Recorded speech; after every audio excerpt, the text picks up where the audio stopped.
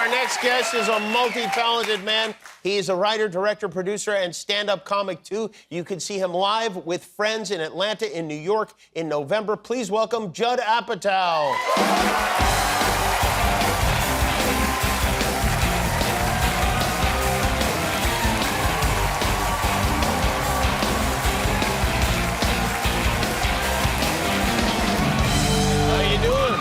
Look at you with your American flag pin. I took it off at Tim before he left. I walked up to him, because I wanted to meet him. That's because it's so exciting. And you always hope that they kind of know who you are. Yeah. And no, he didn't. And then his person was like, "That's Judd Apatow," and he was like. And then he did the 40-year-old virgin. He's like. But he gave you the pin? I had to take it off of him while we were hugging. I see. Oh, you you pulled a David Blaine on him. Yeah. I liked his picture from high school. I wanted to show you mine. Oh, that's your picture from high school. Now, why do you have that so handy? Look at that. Look at that middle part. That's a middle part. That's the move back then. That's a pretty good... I can see why you like showing that, because it's a pretty good picture, is what it is, isn't it? That's what I call my glory days. You were involved. You're pretty involved in politics, right? I have all these weird intersections in history. I'm very good friends with Stormy Daniels. That's right. Yes. I produced the Stormy Daniels documentary on Peacock. And many of her early adult films, right?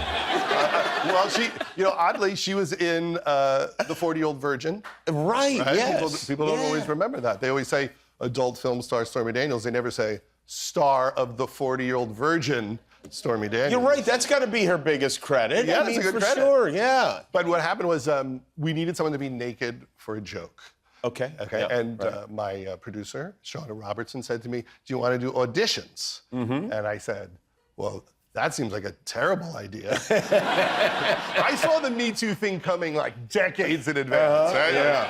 I knew that you don't want to be a creep. You never want to be the guy trying to get anyone naked. You never want to be on a set going, "Okay, let's do it again, this time with your top off." So I was avoiding that. Is that typically, and forgive me, but how auditions with the nude scene are done where the people will get naked? I just said no. I said no. And they were like, "No, you need to see it. It's going to be in your movie." Right. And I said, "Well, what could be wrong with boobs? I'm sure they look good." And they're like, "Well, what if they look weird?" I'm like, "How do boobs look weird?" And they're like, "Well, what if one's longer than the other?" And I was like, "Well, I have a testicle that's longer than the other. Who am I to judge symmetry?" But then... There's a very anal people working with you. I mean, really. So she does the movie. She's incredibly cool, super funny, super professional. And then we're doing Knocked Up.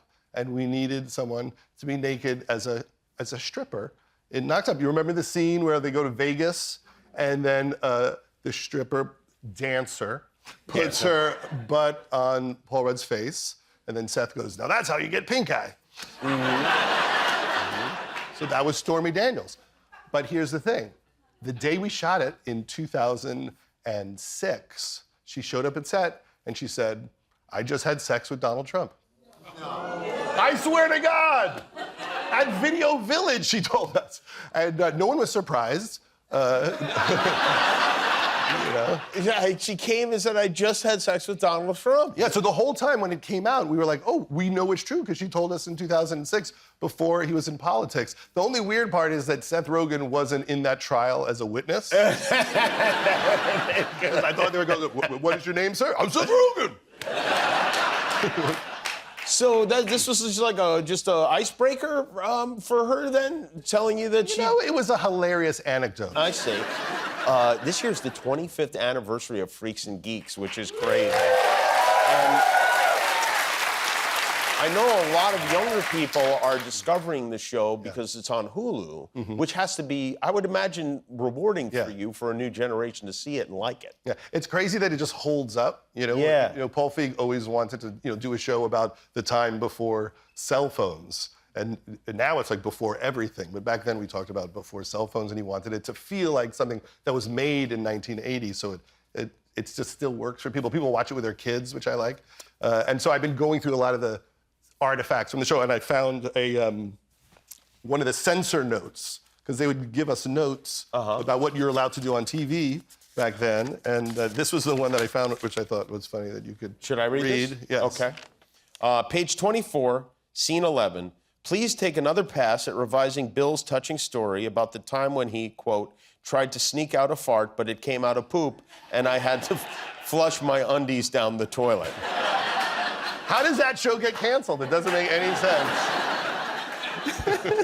But you know why we were canceled? We were up against Who Wants to Be a Millionaire, and Regis hosted it, and it was giant, and they started putting it on like 2 nights a week, 3 nights a week, 4 nights a week, and they would just crush us. There was nowhere to go. Yeah, and now you host it, so in a way, I feel like you're the reason it was canceled. Yeah, well, let's make no mistake, it's Regis that crushed Freaks and Geeks, and not me. I had nothing to do with it. You got this, you're doing a couple of shows, I know. You're doing one benefit show in Atlanta. That's right.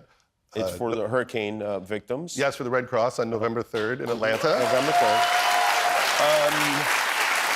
And yeah, you could go to juddapatow.com/events, and then we're doing another show on the 9th at the Beacon Theater in New York, and we're going to announce that we're going to give the money to North Carolina, to the Red Cross there. To the Red Cross there. We have a poster, actually, I think. This is your poster. Yeah. It feels like it needs some more dates added above your head, right? That's the tour right there. That's the tour. It's a very, very short tour.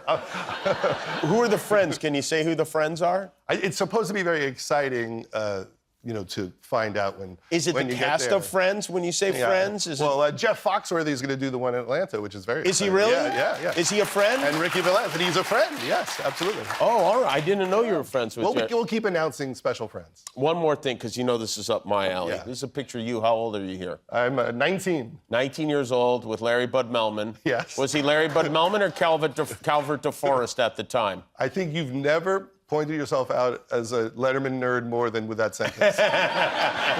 Guillermo, do you know who this guy is? No, Jimmy. You should study up on him. You really should. You might not be here without this man. Oh, wow. Yeah. I'm gonna go. I'm gonna go online. Yeah, I'm gonna go check after.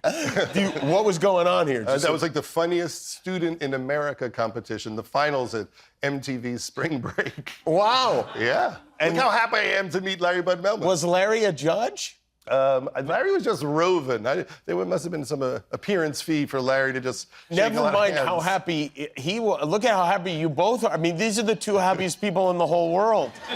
I feel like it's all been downhill since this. Well, it's very good to see you. And you can see Judd live. Judd Apatow and Friends live in Atlanta, November 3rd at the Beacon Theater on November 9th. Get tickets at juddapatow.com. Thank you, Judd. We'll be right back.